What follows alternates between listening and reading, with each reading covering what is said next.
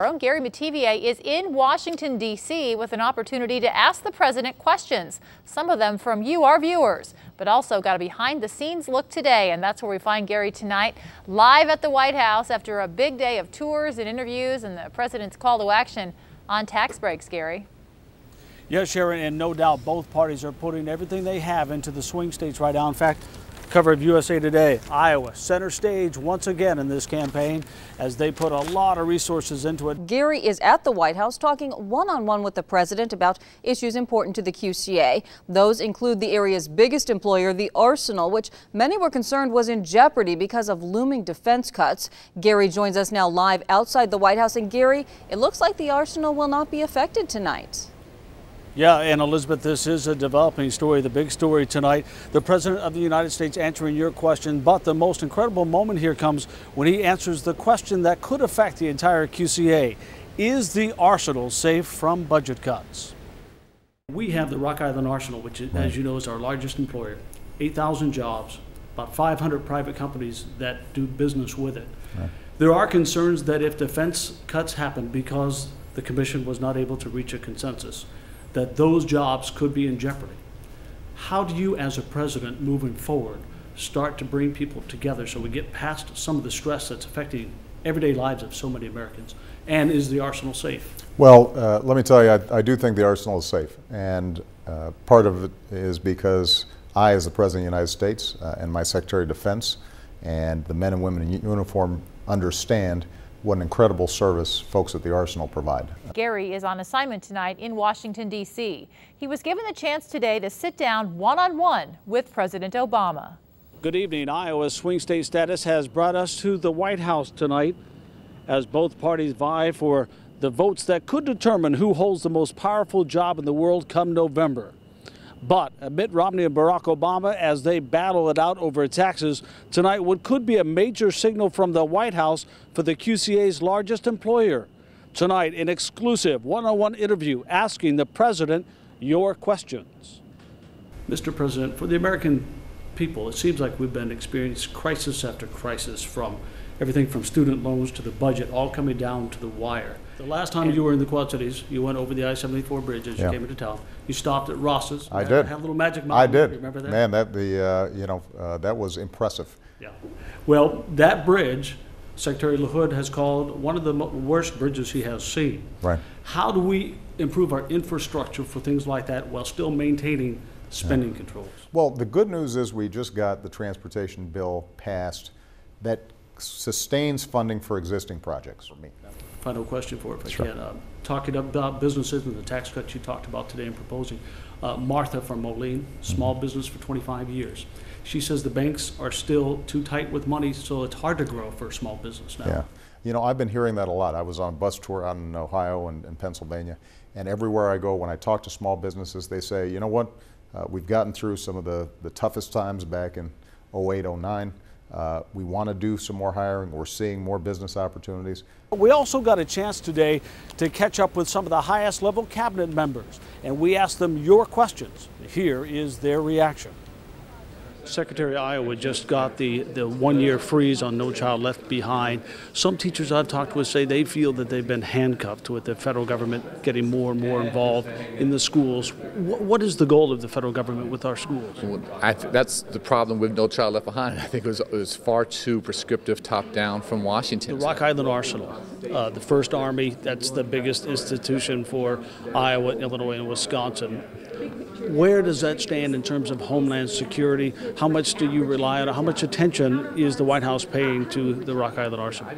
Well, we look at all of the assets around the country. Martha from Moline actually has a question. She's had a small business for 25 years, and she says, you know, job creation is so important that we're trying to press that as the backbone of the economy, yet the banks are still pretty tight on a lot of these small businesses. Is something being done to try to lighten that up and make banks a little more small business friendly?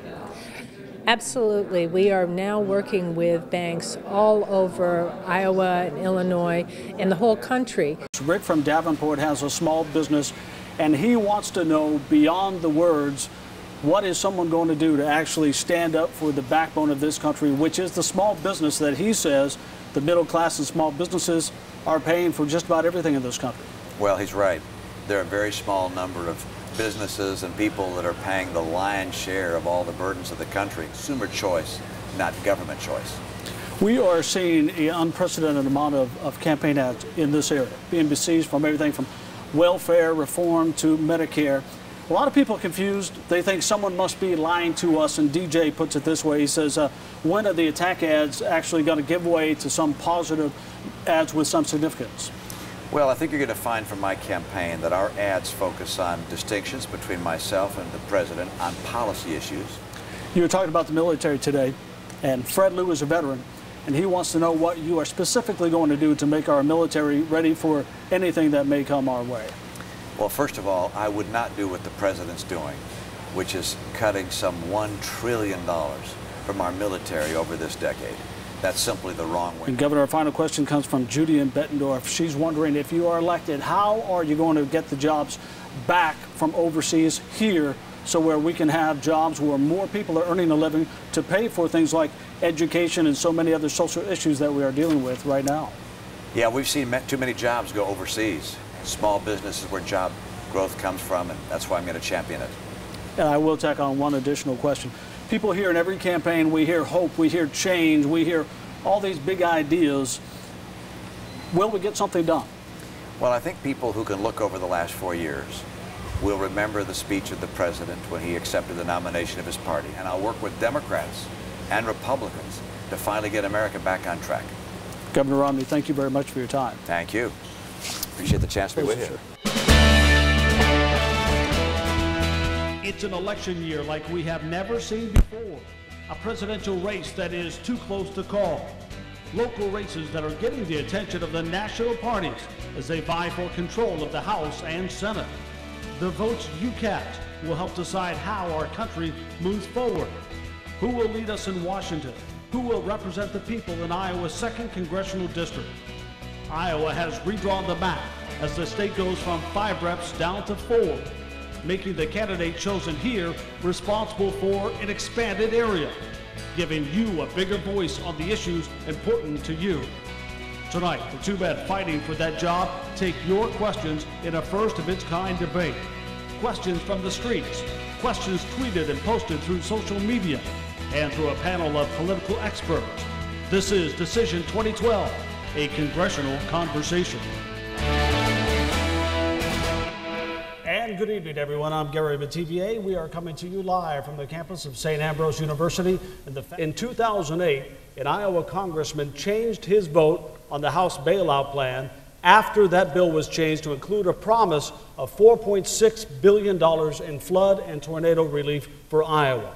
He said thought it was his job to do what is best for those he represents and thus not turn his back on the money for his constituents. Some have called this vote buying, others a form of blackmail. Some say it is simply politics.